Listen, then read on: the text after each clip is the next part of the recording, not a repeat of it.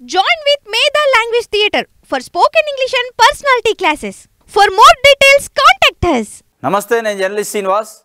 ఈరోజు న్యూస్ అనాలిసిస్లో ముందుగా విశాలాంధ్ర పేపర్లో వచ్చిన వార్తలు చూద్దాం.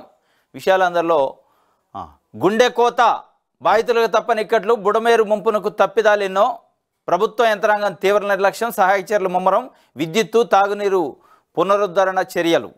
బుడమేరు ముంపు కొనసాగుతుంది. ఇంకా జల దిగ్బంధం నుంచి కొన్ని ప్రాంతాలు పూర్తిగా కోలుకోలేదు. ఓవైపు ప్రభుత్వము సహాయక చర్యల్లో నిమగ్నమవగా మళ్లీ వర్షాలు రావడంతో బాధితులు కలవరం చెందుతున్నారు. తాగునీరు, కరెంటు తదితర సౌకర్యాలు లేకపోవడంతో బయట దారి పడుతున్నారు. కొందరు ఎటు వెళ్ళలేక నేట మునిగిన ఇళ్లకే పరిమితమయ్యారు. బుడమేరు పరివాహక ప్రాంతం ముంపులో చిక్కున్న బాధితులకు శివారు వరకు పూర్తిగా సాయం అందలేదనే ఆవేదన ఇంకా వినిపిస్తున్నాయి. ప్రభుత్వ పరంగా భారీ భోజన సౌకర్యాలు పంపిణీకి చర్యలు తీసుకున్నప్పటికీ అవి క్షేత్రస్థాయిలోకి వెళ్లడం లేదు. పునరావాస శిబిరాలకు బాధితుల్లో కనీసం 20% తరలించినట్టుగా తెలుస్తుంది. ఇది మొత్తానికి బుడమేరు ఈ గండమే విపత్తు ఏదైతేదో బుడమేరు విపత్తు అనేది గుండె కోతను మిగిల్చింది. ఎక్కడికక్కడ ప్రజలు తీవ్రమైన ఇబ్బందులు పడుతున్నారు. తినటానికి తిండి లేక దాదాపు 3-4 రోజులకు ఇబ్బంది పడుతున్నారట. తాగుదామంటే మంచినీళ్ళు లేవు, తిందామంటే తిండి లేదు, పడుకుందామంటే మంచం లేదు. అంత బురదే, ఇంటి నిండా బురదే.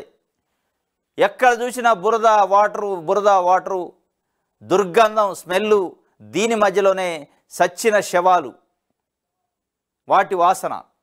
ఇదంతా పెద్ద ఎత్తున ఉంది. ప్రభుత్వం ఒకవైపు సహాయక చర్యలు చేస్తున్నాం మేమంటుంది. అది కడవరికి అందరికీ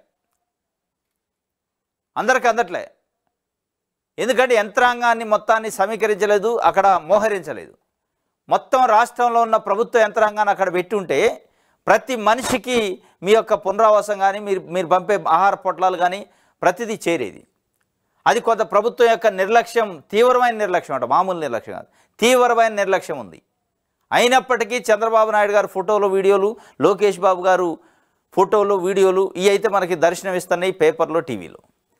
మీరు ఫోటోలు దిగవచ్చు, దిగితే దిగండి. కానీ ప్రజలు ఏదైతే ఇబ్బందుల్లో ఉన్నారో, బురదలో కూరకపోయి వాళ్ళ జీవితాలు ఇలా రోడ్డున పడ్డాయి, వాళ్ళ కుటుంబాలు రోడ్డున పడ్డాయి. వాళ్ళు ఆదుకునే ప్రయత్నం చేయండి. కనీసం గుండె కోత మిగిల్చింది ఇలా.